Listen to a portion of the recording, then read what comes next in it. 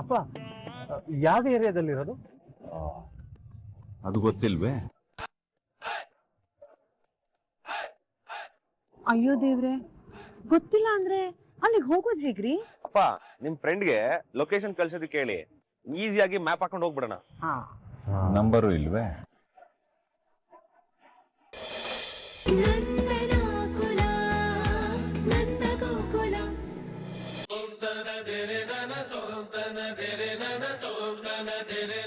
I love you Madikeri.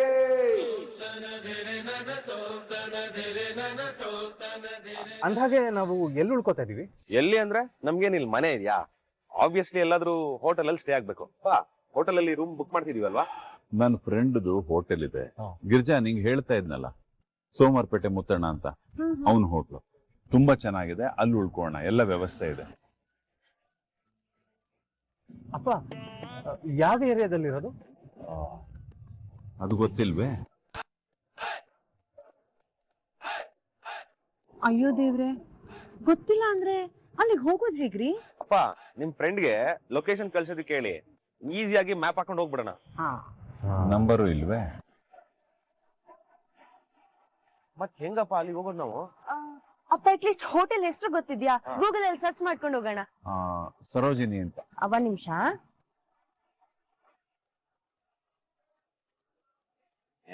ಆ ತರ hotel ಯಾವ್ದು ಸಿಗ್ತಾ ಇಲ್ಲ ಅಕ್ಕ. ಅಪ್ಪ ಸರೋಜಿನಿ ಅಂತ ಹೋಟೆಲ್ ಇಲ್ಲಿ ಲಿಸ್ಟ್ ಅಲ್ಲೇ ಇಲ್ಲ. ಏಯ್, ಮೊಬೈಲ್ ಬಂದಿರೋದು ಈಗ ಕಣ. ಮುತ್ತಣ್ಣನ ಹೋಟ್ಲು ತುಂಬಾ ಹಳೇದು. ಈ ಮೊಬೈಲ್ ಅಷ್ಟೇ. ತಗೊಳ್ಳೆ ಡಬ್ಬಾ ಮೊಬೈಲ್.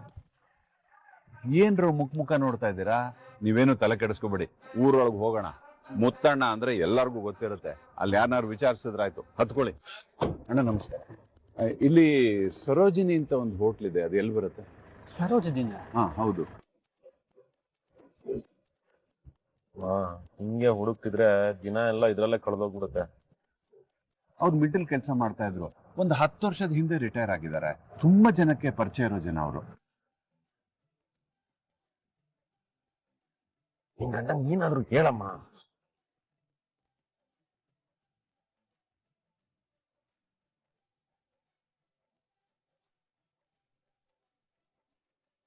ಸರ್ ಒಂದ್ ನಿಮಿಷ. ಇಲ್ಲಿ ಸರೋಜಿನಿ ಅಂತ ಒಂದು ಹೋಟ್ಲ್ ಇದೆ, ಅದೆಲ್ಲಿ ಅಂತ ಗೊತ್ತಾ? ಸರೋಜಿನಿ ಅನ್ನೋ ಹೋಟ್ಲು ಮುತ್ತಣ್ಣ ಅಂತ ಓನರ್. ಆ ಹೆಸರಲ್ಲಿ ಯಾವ ಹೋಟ್ಲು ಇಲ್ಲ ಸರ್ ಈ ಕಡೆ. ಅಲ್ಲಿ ಮುಂದೆ ವಿಚಾರಿಸ್ಕೊಳ್ಳಿ.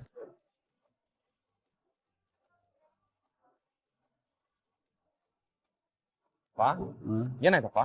ಏ, ಸರೋಜಿನಿ ಹೋಟ್ಲು ಅಂತ ಕೇಳಿದ್ರೆ ಯಾರು ಗೊತ್ತಿಲ್ಲ ಅಂತಾರೆ ಕಣೋ. ಮುತ್ತಣ್ಣ ಅಂದ್ರೆ ಯಾರಿಗೂ ಗೊತ್ತಿಲ್ಲ ಅಂತಿಲ್ಲ ಕಣೋ.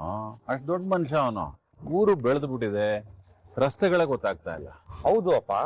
ಇಲ್ಲಿಗೆ ನೀವು ಅಂದಾಜು ಯಾವಾಗ ಬಂದಿರ್ಬೋದು? ಜಾಸ್ತಿ ಇಲ್ಲ ಕಣ, ಒಂದು 32 ವರ್ಷದ ಹಿಂದೆ.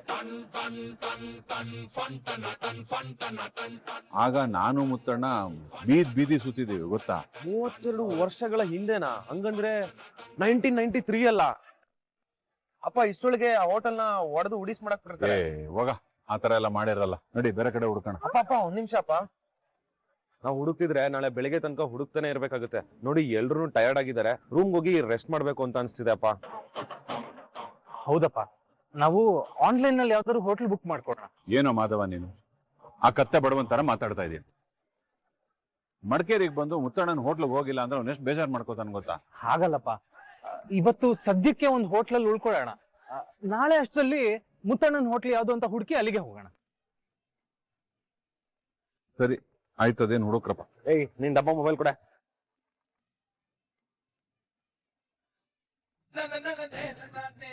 ಅಯ್ಯಯ್ಯೋ, ಎಲ್ಲ ಹೋಟೆಲ್ ಫುಲ್ ಆಗೋಗಿದೆ.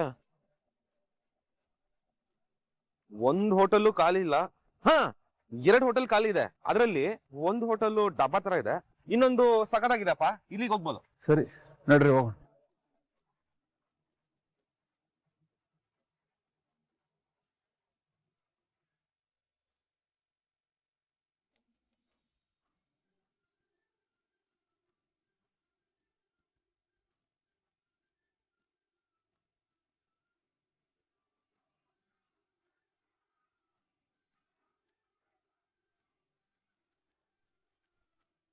ನಮಸ್ತೆ ಸರ್. ವೆಲ್ಕಮ್. ಬನ್ನಿ ಕೂತ್ಕೊಳ್ಳಿ. ಪರವಾಗಿಲ್ಲ, ಹೇಳಿ. ನಾವು ಇಷ್ಟು ಜನ ಇದ್ದೀವಿ, ರೂಮ್ ಬೇಕಾಗಿತ್ತು. ಒಂದು ರೂಮ್ಗೆ ಎಷ್ಟಾಗುತ್ತೆ? ಸರ್, ಒಂದ್ ರೂಮ್ಗೆ ಪರ್ ಡೇಗೆ 4000 ಪ್ಲಸ್ ಟ್ಯಾಕ್ಸ್ ಸರ್. 4,000 ರೂಪಾಯಿನಾ? ನಮ್ ದೊಡ್ಡಬಳ್ಳಾಪುರದಲ್ಲಿ 4,000 ರೂಪಾಯಿ ಕೊಟ್ರೆ ಒಂದ್ ಇಡೀ ಮನೆ ಒಂದ್ ತಿಂಗಳಿಗೆ ಬಾಡಿಗೆಗೆ ಸಿಗುತ್ತೆ. ನೀವು ಒಂದ್ ದಿನಕ್ಕೆ ಒಂದ್ ರೂಮ್ಗೆ 4,000 ಅಂತ ಇದ್ದೀರಾ? ಸರ್, ನಮ್ ರೆಸಾರ್ಟ್ ಟೂರಿಸ್ಟ್ ಪ್ಲೇಸ್ ಅಲ್ಲಿ ಇರೋದು. ನಮ್ ಚಾರ್ಜಸ್ ಇರೋದೇ ಹೀಗೆ ಸರ್. ಯಾರಿಗ್ ಬೇಕು ನಿಮ್ ರಿಸಾರ್ಟ್? ಹೋಗ್ರಿ, ಬನ್ರ ಬೇರೆ ಕಡೆ ಹೋಗೋಣ. ಆನ್ಲೈನ್ ಅವಾಗ್ಲೇ ತೋರ್ಸಿದ್ನಲ್ಲಪ್ಪ, ವೀಕೆಂಡ್ ಬೇರೆ ಎಲ್ಲೂ ರೂಮ್ಸ್ ಇಲ್ವೇ ಇಲ್ಲ, ಎಲ್ಲಾ ಕಡೆ ಫಿಲಪ್ ಆಗಿದೆ. ಹಂಗಂತ ಒಂದ್ ದಿನಕ್ಕೆ 4,000 ರೂಪಾಯಿ ಕೊಟ್ಟಿರಕ್ಕಾಗತ್ತೇನೋ? 3 ದಿನ ಇರಕ್ ಬಂದಿದೀವಿ, ಎಷ್ಟು ಖರ್ಚಾಗತ್ತೆ? ಈ ಹೋಟ್ಲು ಬೇಡವೇ ಬೇಡ, ಬೇರೆ ಎಲ್ಲಾದ್ರೂ ಹೋಗೋಣ ನಡಿ. ಅಪ್ಪ, ತುಂಬಾ ಜನ ಟೂರಿಸ್ಟ್ ಇರ್ತಾರಪ್ಪ, ಎಲ್ಲ ಕಡೆ ಸೋಲ್ಡ್ ಔಟ್ ಆಗಿದೆ. ನಾವು ಹೀಗೆ ಹುಡುಕ್ತಾ ಕೂತ್ಕೊಂಡ್ರೆ ಆಗಲ್ಲ. ಇವಾಗ ಇದನ್ನು ಬಿಟ್ವಿ ಅಂತ ಅಂದ್ರೆ ಇದು ಸೋಲ್ಡ್ ಔಟ್ ಆಗ್ಬಿಡುತ್ತೆ.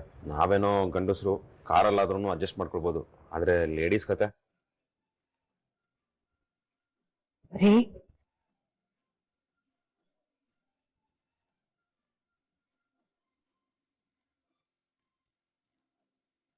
ಸರ್, ನಮ್ಗೆ 2 ರೂಮ್ ಕೊಡಿ.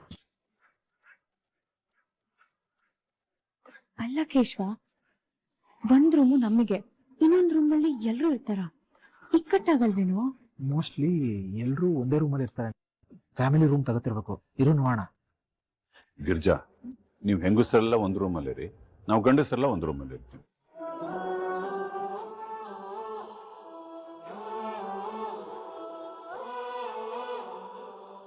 ಒಂದು ಎಕ್ಸ್ಟ್ರಾ ಬೆಡ್ ಬೇಕು ಅಂದ್ರೆ ಹಾಕೊಡ್ತೀರಲ್ಲ? ಖಂಡಿತ ಹಾಕೊಡ್ತೀವಿ ಸರ್.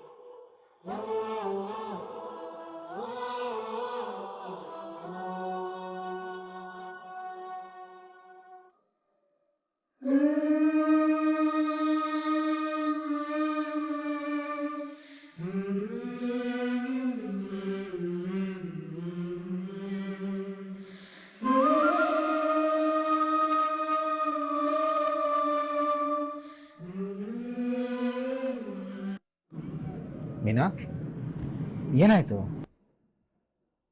ಅಪ್ಪ ರೂಮ್ ತಗೊಂಡ್ರಲ್ಲ, ಇನ್ಯಾಕೆ ಟೆನ್ಷನ್ ಅಲ್ಲಿ ಇದೆಯಾ? ನಾವು ಹನಿಮೂನ್ ಅನ್ಕೊಂಡಿದ್ದು, ಆದ್ರೆ ಇದೀಗ ಫ್ಯಾಮಿಲಿ ಟ್ರಿಪ್ ಆಗಿದೆ.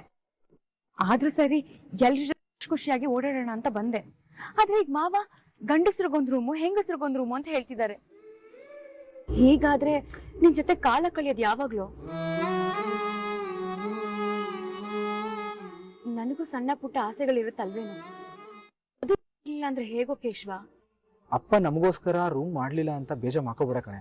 ನೀನೇ ನೋಡಿದ್ಯಲ್ಲ ಒಂದ್ ರೂಮ್ಗೆ ಎಷ್ಟು ಬೆಲೆ ಅಂತ. ಅಪ್ಪ ಒಂದೊಂದು ರೂಪಾಯಿನೂ ಕಷ್ಟಪಟ್ಟು ದುಡ್ದಿದ್ದಾರೆ ಕಣೆ. ಹಾಗಾಗಿ ದುಡ್ಡು ಖರ್ಚು ಹಿಂದೆ ಮುಂದೆ ನೋಡ್ತಾರಷ್ಟೇ. ಇದೊಂದ್ಸಲ ಅಡ್ಜಸ್ಟ್ ಮಾಡ್ಕೊಳ್ಳೋ ನನ್ ಬಂಗಾರಿ. ಕೇಶವ, ನಾನು ಮಾವನ್ ಬಗ್ಗೆ ಕಂಪ್ಲೇಂಟ್ ಮಾಡ್ತಿಲ್ಲ ಕಣೋ. ನನಗೂ ಅವ್ರಿಗೆ ಹೊರೆ ಆಗಕ್ಕೆ ಇಷ್ಟ ಇಲ್ಲ ಕಣೋ. ಬೇಕಾದ್ರೆ ಇನ್ನೊಂದ್ ರೂಮ್ಗೆ ನಾನ್ ದುಡ್ಡು ಕೊಡ್ತೀನಿ. ನಾನು ದುಡಿತಿದ್ದೀನಿ ಅಲ್ವಾ? ನಾನು ಈ ಮನೆಯೊಳೆ ತಾನೆ, ಮತ್ತೆ ಯಾಕೆ ಎಲ್ಲಾ ಖರ್ಚು ಮಾವನೇ ನೋಡ್ಕೋಬೇಕು? ಅದು ನೋಡು ಕೇಶವ, ಅದು ಇದು ಅಂತ ಕತೆಗಳು ಹೇಳ್ಬೇಡ. ಇಲ್ಲಾದ್ರೂ ನಿನ್ ಜೊತೆ ಟೈಮ್ ಸ್ಪೆಂಡ್ ಮಾಡ್ಬೇಕು ಅನ್ಕೊಂಡಿದೀನಿ. ಅದಕ್ಕಾದ್ರೂ ಮಾವನ ಹತ್ರ ಹೋಗಿ ಮಾತಾಡೋ. ಇನ್ನೊಂದ್ ರೂಮ್ ಬೇಕು ತಗೊಳ್ಳೋಣ, ಅದಕ್ ಬೇಕಾದ್ರೆ ಮೀನಾ ದುಡ್ಡು ಕೊಡ್ತಾಳೆ ಅಂತ ಹೇಳು. ನಾನ್ ಅಪ್ಪನ ಹತ್ರ ಅದು ಮೀನಾ, ಕೆಲವೊಂದ್ ವಿಷಯನ ಗಂಡ್ಮಕ್ಳು ಅಪ್ಪನ ಹತ್ರ ಮಾತಾಡಕ್ ಆಗಲ್ಲ. ಗಂಡ್ಮಕ್ಳು ಪ್ರಾಬ್ಲಮ್ ನೀನ್ ಅರ್ಥ ಮಾಡ್ಕೋಬೇಕಪ್ಪ. ಕೆಲವೊಂದ್ ವಿಷಯ ಅಲ್ಲ, ನೀನ್ ಯಾವ ವಿಷಯನೂ ಮಾತಾಡಲ್ಲ ಕೇಶವ. ಹೋಗಲ್ವಂತೆ. ನಂದು ಅಪ್ಪಂದು ಒಂಥರ ಕನೆಕ್ಷನ್. ನಾನೇನು ಹೇಳೋದೇ ಬೇಡ, ಅಪ್ಪಂಗೆ ಅರ್ಥ ಆಗ್ಬಿಡುತ್ತೆ. ಕೆಲವೊಂದ್ ವಿಷಯನ ಹೇಳೋ ತರ ಹೇಳಿದ್ರೇನೆ ಅರ್ಥ ಆಗೋದು.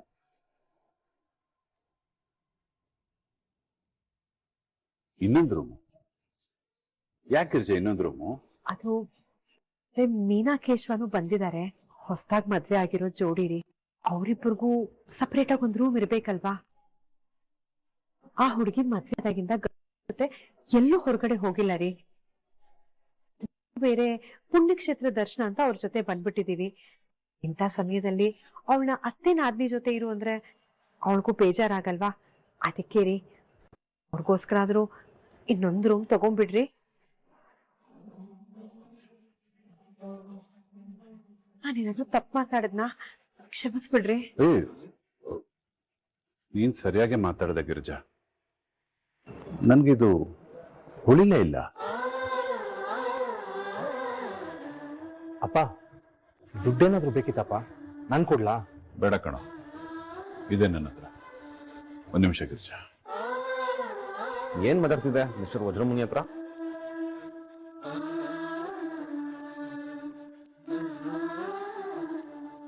ನಾನ್ ಮಾತಾಡಿದ್ರು ಅಪ್ಪ ನನ್ ಜೊತೆ ಮಾತಾಡ್ಬೇಕಲ್ಲ ಮೀನಾ, ಅದಕ್ಕೆ ಏನ್ ಮಾಡೋದು ಅಂತ ಗಾಢವಾಗಿ ಯೋಚಿಸ್ತಿದ್ದೀನಿ. ನೀನ್ ಗಾಢವಾಗಿ ಯೋಚನೆ ಮಾಡ್ಕೊಂಡು ಇಲ್ಲೇ ನಿಂತಿರು, ನಾನೇ ಹೋಗಿ ಮಾವನ ಹತ್ರ ಮಾತಾಡ್ತೀನಿ. ನೀನೇನ್ ಮಾತಾಡೋದ್ ಬೇಡ, ನಾನೇ ಮಾತಾಡ್ತೀನಿ ಬಿಡು. ನಾನೇ ಮಾತಾಡ್ತೀನಿ.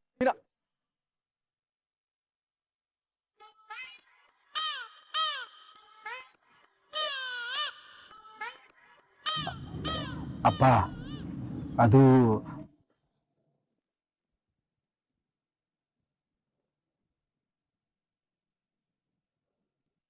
3 ರೂಮ್ ತಗೊಂಡು, ಒಂದ್ರಲ್ಲಿ ನಾನು ಗಿರಿಜಾ ಇರ್ತೀವಿ, ಇನ್ನೊಂದರಲ್ಲಿ ಮಾಧವ ವಲ್ಲಭ.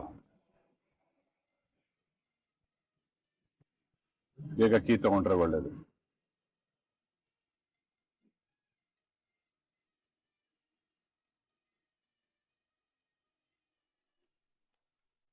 ಮಾವ, ಥ್ಯಾಂಕ್ ಯು ಸೋ ಮಚ್ ಮಾವ.